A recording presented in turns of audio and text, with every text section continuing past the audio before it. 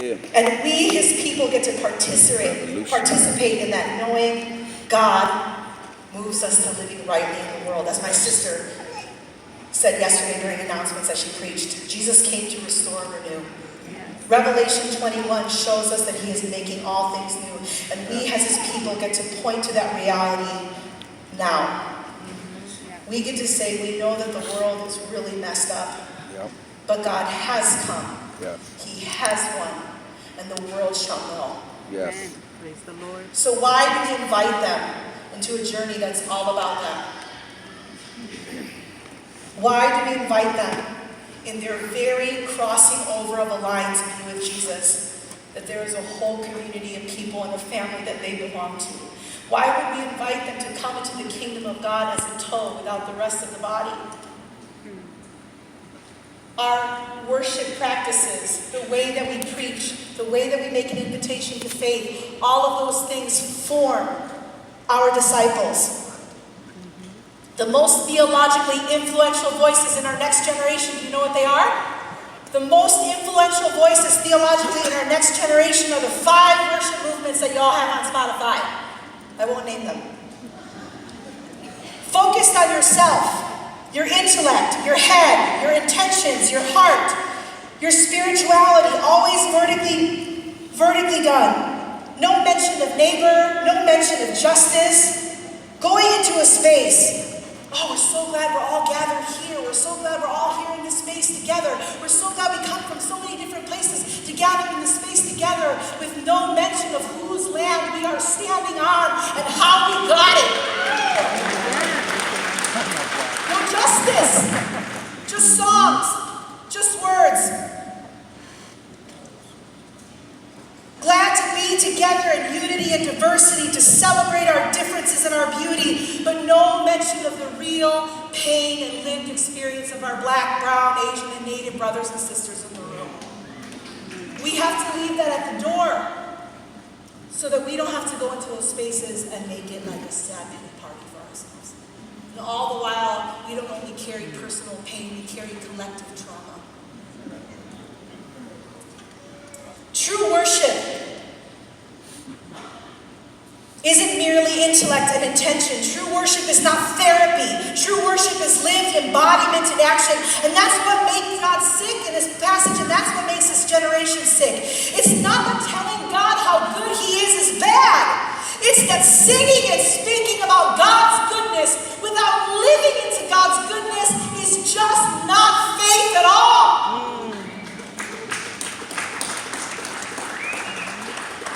How can you say you love God whom you have not seen, but you hate your brother? Wow.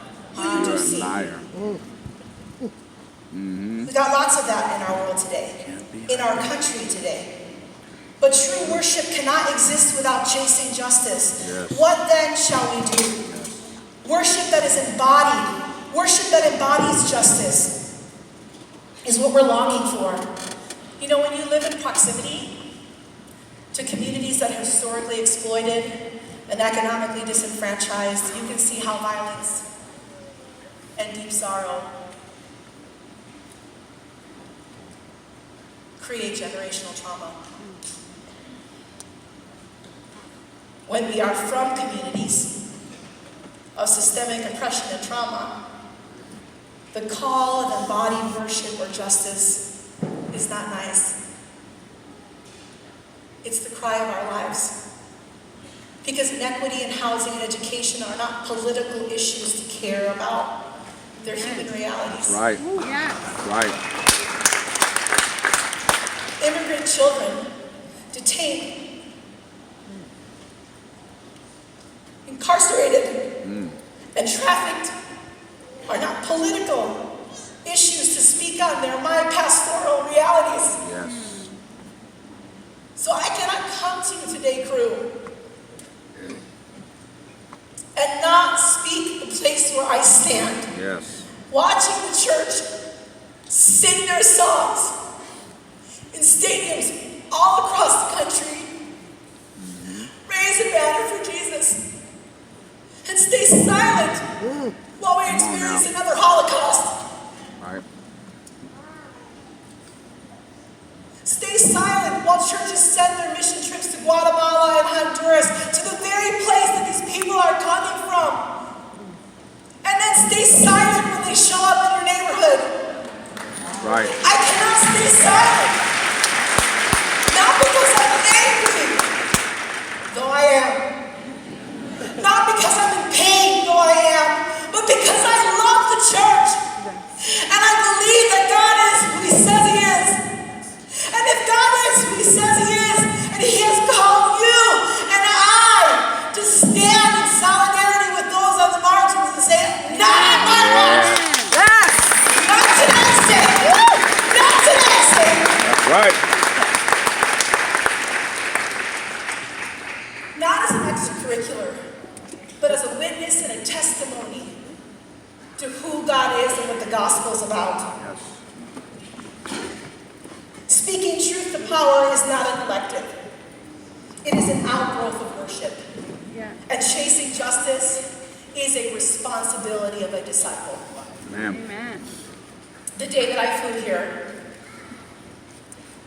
we flew out Thursday afternoon from O'Hare. And that morning I was in immigration court with one of my congregants. And by the time I had landed here in Denver, I got the news that the only likely outcome for her and her 3 little ones was deportation. And on that same message, I got a message that ICE was on our block where our church was at raiding houses. And I thought of our 80 children in our after-school program and our 20 children that work with us and the neighbors who live next door to me. And I thought about what it would look like if the church became the church. We don't have all the solutions, and we don't have an answer. But in a country where people are getting arrested for putting a bottle of water in the desert, we should say something. We don't have all the answers. We may not agree on the solution, but where, oh where is our cry? Heal the land. Amen. Right. Meet the need. Yes. Set the captives free. Amen. Heal the land. Meet the need.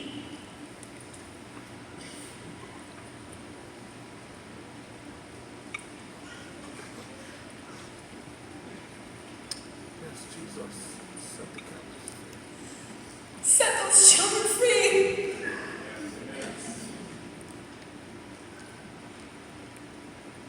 True worship cannot exist without justice. Amen. But true worship is embodied when we chase justice together. That's right. Chasing justice starts with speaking truth to power Amen.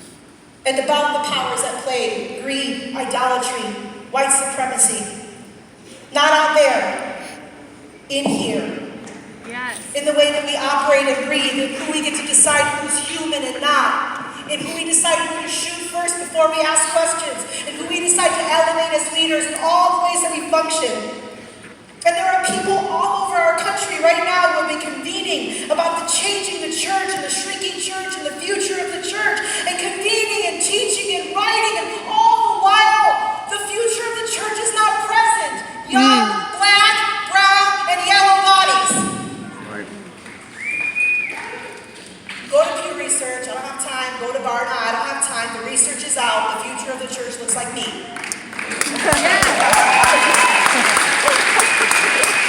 That doesn't discredit that there's room at the table for all of us. That's right. Yeah. That doesn't mean that you are not welcome. That does not mean that because of who you are, what you represent, the generation that you're coming from, that doesn't mean you can't come to the table too. That means we have to add some leaves. Yes. Let's see. And prepare. You want to be an effective college ministry in 20 years? Yes. Prepare for that reality. Have an opportunity to disciple the next generation and forming them as followers who care about their neighborhood and their world. Not just the atrocious injustices that happen so far away from us, but the ones that happen right next door on our campus. That's right. That's right. Because it's so much easier to clean up all this mess that we don't understand how complicit we are in already than it is to look at your surroundings and say, look at what I'm doing to cause this right here. By my very apathy and silence. We have an opportunity to raise up a generation of leaders, to develop disciples that embody justice in the way they are chasing justice, acknowledging the ones who have the problem actually have the answer to the problem, allowing and creating creative spaces for those in our movement, both students and staff who have ideas and saying, yes, we know you don't have the resources, but we believe this should be led by a person of color. Lead it. Amen. We can lead. Yeah. Praise God. Right. Ladies and gentlemen, the Latino community is not our mission field. Yeah. It is the mission force. Yeah. When people come and set projects for Wheat and Moody and Trinity and University and others to our campus, I think, to our church, I say, thank God we are discipling the next generation. I'm not thinking, thank you so much for your hours of work here that really will amount to I don't really know what. I say you are going to be changed when you walk out this door, because That's when right. you face injustice, when you stare evil in the face, when you look at the horrid nature of the world and the silence of the church, you won't say the church is silent. You will say there's a church on the west side doing something about it. That's right. Amen. And they taught me how to worship and get on my face before God and cry out to Him, even though I suffer, and even though I'm in pain, and even though I long to see something different, and even though my children may not be with me tomorrow. God, you are worthy. Yes, he is. Amen. En la mañana las aves cantan, las aleluya al Cristo Salvador.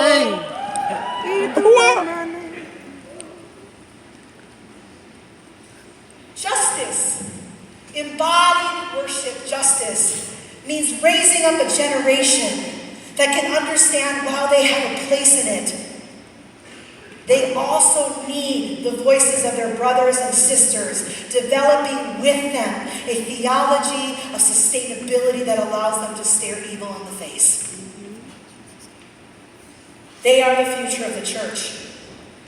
And if we can develop these types of disciples who acknowledge that the answers to the problems are not only found within, but also centering the very people that are most affected by the policies, seeing them not as the helpless or the voiceless,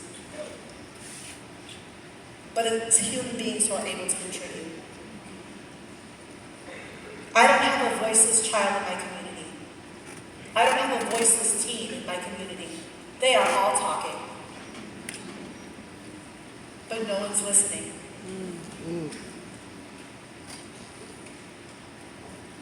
We have an opportunity. I really believe that people that are working with college students today, young adults and youth right now, we are sowing seeds that will heal, that will repair, and integrate the theology that was torn apart. We are sowing seeds in people who are one step from walking out of the church. Do you know that? Do you guys know that? They're one step out. I love Jesus, but the church smells gross. Wow. Yeah. What if we were to say, there's a place for you in group? Stay here, and we will disciple you and form you to be Christian activists. Yes. We will disciple Amen. you and form you to understand where worship and justice meet together. Amen. Yeah, we have an opportunity to disciple the next generation. So I want to share just a couple stories. There was a student that came to InterVarsity at Northwestern from a Chinese family, a Chinese church experience, hymns, like old school. And she's there at Northwestern, and we begin to do programs together. We begin to study scripture together. We actually did the whole book of Luke with our freshmen. And her faith was disrupted by the Gospel of Luke.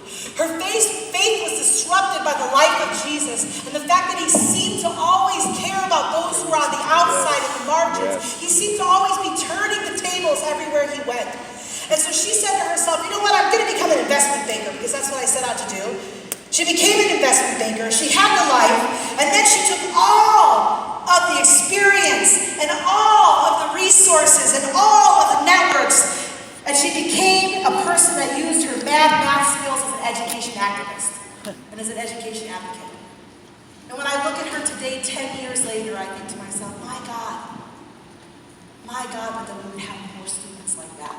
Yes. That they use who God has made them, the faith that God has given them, in the family they've been created in, with the gifts and the passions that they have, to not only sing about how good God is, but to live in a way that actually shows it, so that this next generation can have models like her and say, I can still do what I love and live for justice. Right.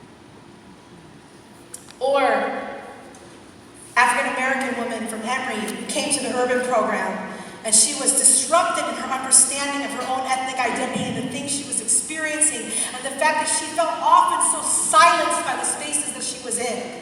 And so she began her own organization that helps people understand what it means to cross cultures and build bridges, and understand what it means to actually know that when we come into a room and we lead from our cultural setting. So we're not going to lead together in the same way. And we're going to have enough space to come together into God's presence. Or James, a Korean American, who's a broker, doing justice. So we went to him and said, we really are concerned about this issue of mass incarceration in private prisons, and the fact that every single fund in our 401k seems to somehow contribute to the demise of someone else. Can you help us find a fund that's just and socially responsible? And so he did the work. And as soon as he went through making sure that none of our funds supported private prisons or child concentration camps, he got all that together for us. And right after he was done, 15 other millennials came to him and said, we want that too. We don't just want to give 10%. We don't even just want to give 20%. We don't even want to just live off $50,000 and be ridiculously generous and give $100,000 a year. We want to actually know that the way we invest is not complicit in the injustice of other people. This is a generation of people that longs to see what Amos longed to see for his people. This is a generation of people that is listening to God's voice that says, you can't just play church. You can't just sing songs. You can't just memorize scripture. You have to live through that scripture. Yes. Love your neighbor. Right. Hate what is evil. Love what is good. Seek God and live. Man. True worship is embodied when we chase justice together. It's a creative task ordained by God that is rooted in Scripture, modeled in Jesus, and empowered by the Holy Spirit. As a pastor and an activist, my passion for diverse worship, although it started with music, is not to do a carnival of multi-ethnic music expressions. It has everything to do with biblical solidarity and mutuality. It has everything to do with speaking to power and overthrowing powers in the name of Jesus. Yes. It has everything to do with integrating our faith, because true worship without justice is not worship at all. Amen. Let me close with the lyrics from my South African sister song. Your last remaining hope is to seek me and live. The God who brought you out of Egypt, seek me and live. The God who leads you into places of rest, seek me and live. The God who is all-seeing and all-feeling, seek me and live. The God who believes there is nothing in the world that is not worth redeeming, seek me and live. The God who stands on the side of the marginalized, seek me and live.